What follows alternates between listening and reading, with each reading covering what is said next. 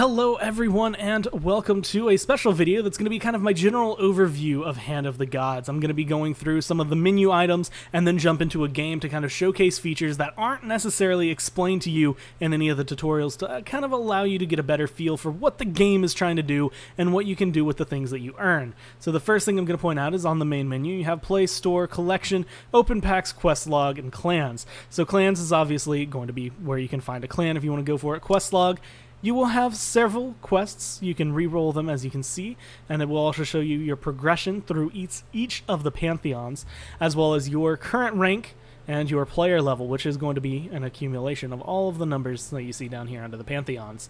So as you can see, the quests are relatively simple things. Win 7 games, you get some favor for it. 3 games as Nuwa, or 3 games as Zeus. You also end up with some quests that are going to be somewhat like play 30 spells, play 30 Chinese gods, and things like that. So you'll want to play a Chinese deck, try to get as many gods out as you can. You can also come to the Customize tab here, which will give you the ability to change your card back, which you can see there are already quite a few fun ones, and your icon coming into it, so you can have just the default if you want to go to it, or any of these nice ones as they are earned.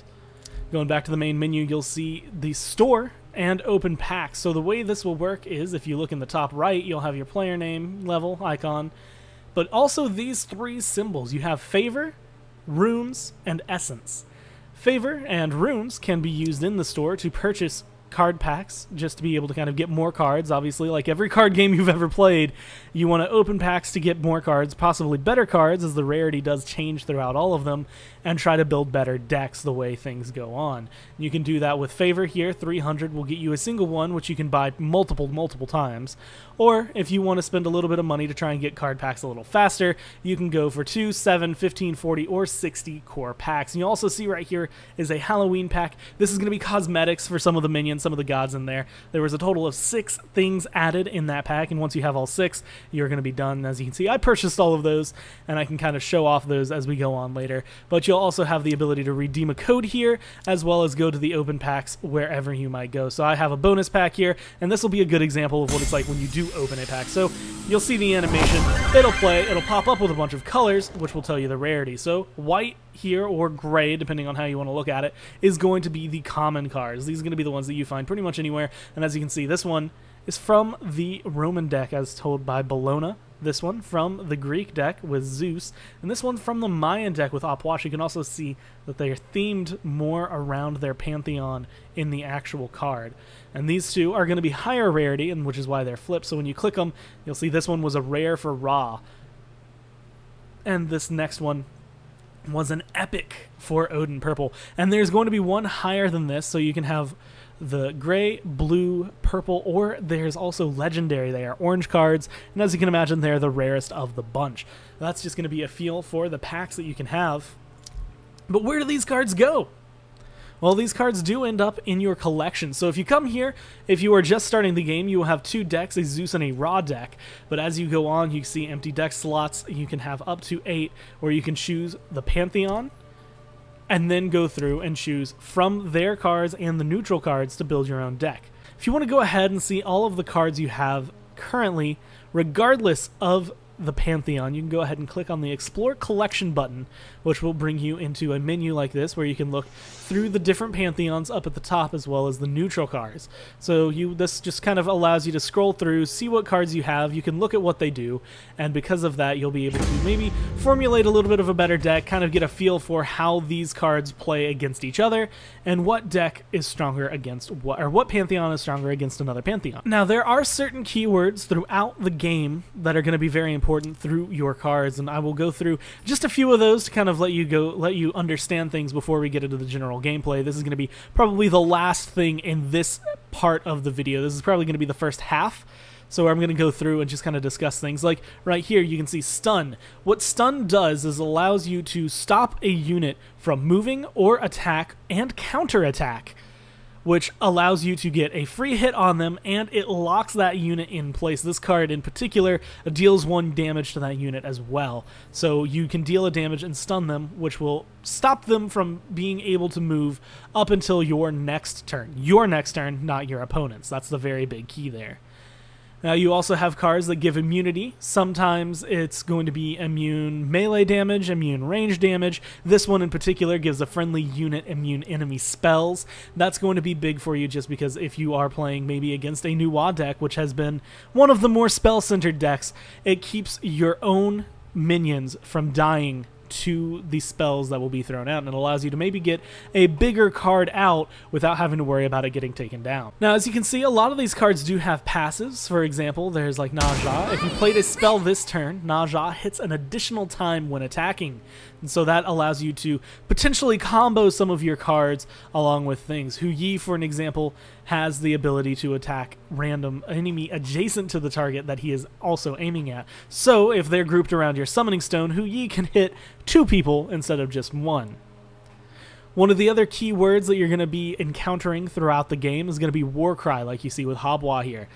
This is something that is triggered on play. As you play the unit, it will allow you to do this effect. And you can cancel out of it, I believe, but it's one of those things that you never really want to. You usually hold on to these cards specifically to do that. So with Habwa, his War Cry, once you play him down, you are allowed to return an enemy unit to the owner's hand. That allows you to maybe bounce back something that was a very high mana cost, something that's very taxing, very hard to play, or maybe something that's a very big threat and you just can't deal with it on the board yet, so you want another turn to have a little bit of time to think. As you can see, there are also legendary cards here, like Guan Yu, Dragon King, and Sun Wukong. These cards are very specific, as they are the only ones where you are only allowed one of them in your deck. Because they are usually a little bit stronger, you are only allowed to have one, and 1 out of 25 means it's a relatively low chance of getting it into your hand, but if you do, it is going to be a relatively strong card for you. For an example, Guan Yu is very good with the nuances deck because whenever you play a spell, deal 1 damage to all enemy units. And nuances, as I mentioned earlier, is a little bit more spell-centric, so it plays very well. And as you can see from Dragon King and Wukong, if you want to pause and read those effects real quick, they're very good. Wukong, so this one's a little difficult because you don't get to see the animal forms until you play him, but he does have 3 forms, which each have their own effects going into the game, and I recommend kind of getting some practice and maybe trying to figure that one out, but you learn this one more with play than you do with anything else. Some of the other effects and keywords that you'll see on cards here is going to be Afterlife. So Afterlife is a very interesting interaction, which is it happens when the minion or god or goddess or whatever your card ends up dying. So as you can see, this card gives a friendly unit Afterlife Resurrect, which means when the card dies, it will come back to life. But if you want to see maybe something else, another example of that is going to be Afterlife on Bastet. When Bastet is killed, she's a 2/2, it spawns 3 1/1 cats pretty much, I guess, somewhat randomly around her on the board, just so you get 3 more bodies, so killing her does end up giving you more. And as you can see throughout the rest of the Ra Pantheon, there are some Afterlives, as with Serket. Poison and random enemy unit, they die at the end of the next turn.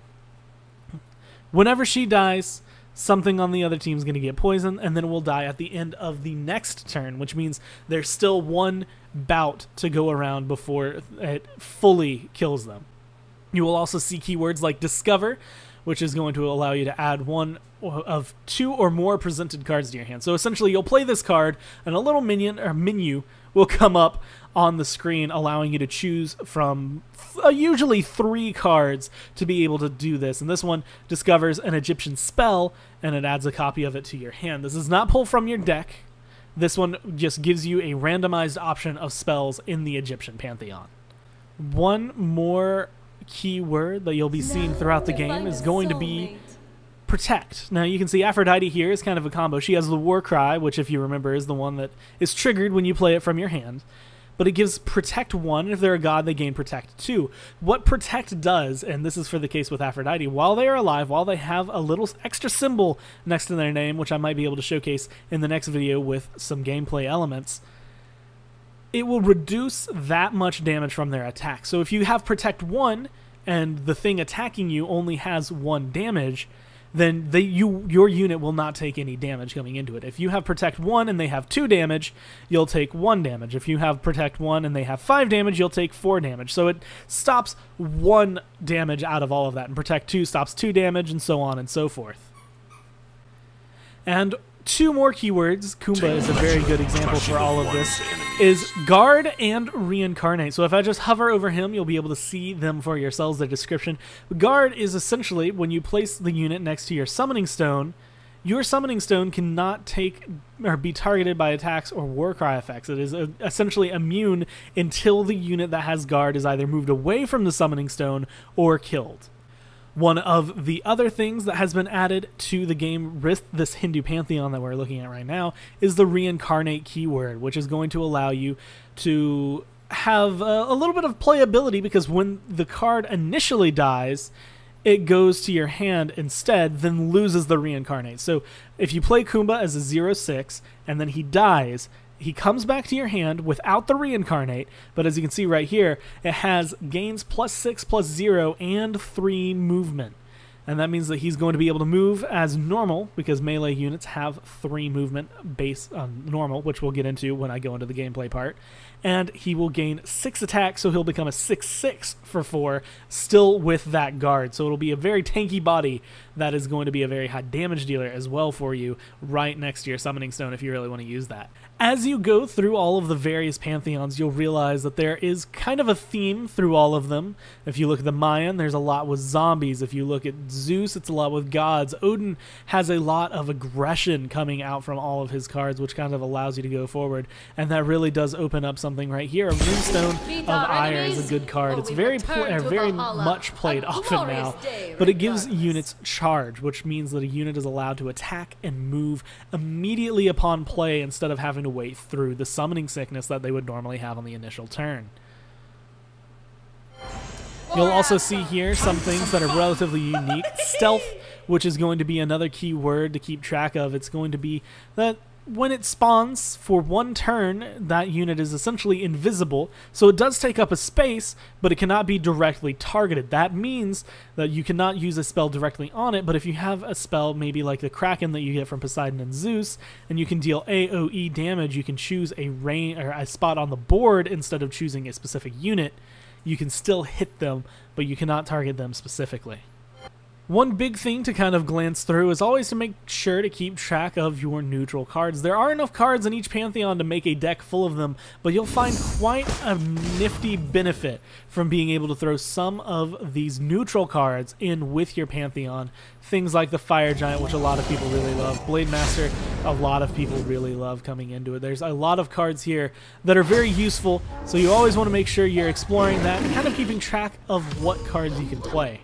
So with all of that, that's going to be pretty much all that needs to be covered for the basics coming into the game from just what you're going to be able to see. If you want to get in and start deck building, now you at least have a little bit more knowledge about some of the keywords, and you know a little bit more about the pantheons kind of going through and how to be able to view all of your cards, what exactly you're earning when you play this game, what you can expect from packs, what you find in the store, and what is just the very basics of cracking open this egg that is going to be Hand of the Gods. But that's going to be it for this video. Go ahead and stay tuned. I think by the time you finish watching this one, if you're watching it when it came out, or if you're watching it a little bit later, you will see another one, which is going to be me going into a game and discussing some of the things that you will see in-game that aren't exactly explained to you in the tutorials. But until then, guys, go ahead, take care, have fun playing the game, and hopefully you will have as much luck as I've had with the deck gods and the heart of the cards.